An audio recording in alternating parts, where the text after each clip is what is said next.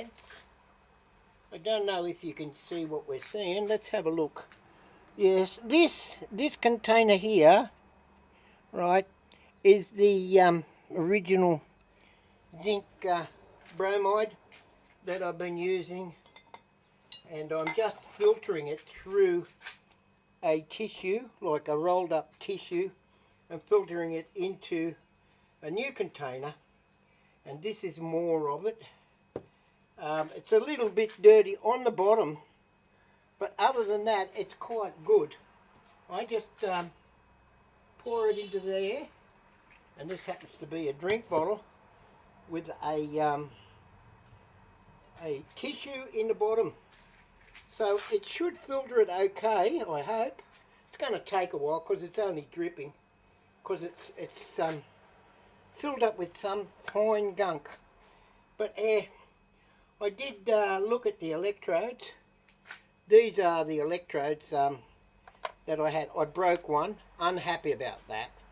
But I have the electrodes, the carbon electrodes that I ordered, and as you can see they've got holes in them, right?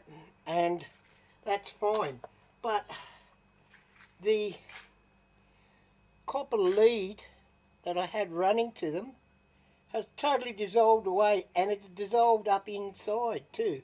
So that's why the current hasn't been getting through. I mean, it's been getting through, but like that was a resistor full of maybe copper sulfate or copper oxide or whatever you want to call it, between the carbon plates and the connection at the top. So there was no connection between the bottom carbons and the top, not a direct one anyway. So what I'm waiting on now is I'm buying some carbon rods, and what I'm going to do later when the rods arrive is maybe drill a different hole here, bigger, so that the rod will fit through it. I'll put a little bit of hot glue on the bottom and drop these over the top of the rod, which is going to be sitting in here.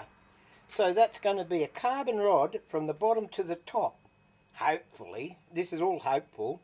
And I can drop as many of these plates on it as I like, so they'll stack up, you know, one after the other on the carbon plate, and there'll be more and more, and lots of elements and carbons and electrodes and down the bottom there, so there'll be a good surface area for it to take on.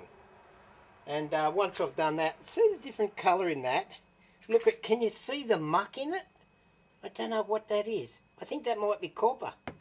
Don't know, but the bromide ate it away. But anyway, so far so good.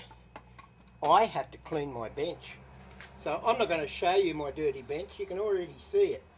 This was the zinc top anode or cathode or whatever, but you can see there's a lot of, it looks like carbon on it, but I'm not sure. It could be zinc, added zinc. So this might be what's fallen down inside here too.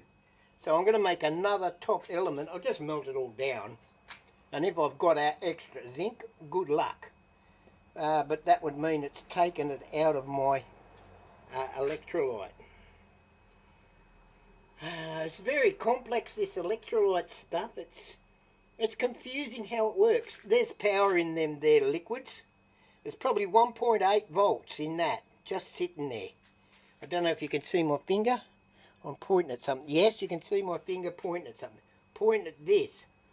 And there's 1.8 volts in there. And the problem with it is getting it out. I mean, it's in there. It went in easily. Now I need to get it out. And it is 1.8 volts because I put a new bottom electrode back in there and tested it with a new wire that I took out straight away because I'm sure it was starting to dissolve. And I don't want that dissolved copper in my liquid. But yeah, that's where we're at so far, ladies and gentlemen. And a big shout out to Steve in America. He's also got his head buried in the battery chemistry. Getting a few insights from him. We'll see how we go. All right, take it easy.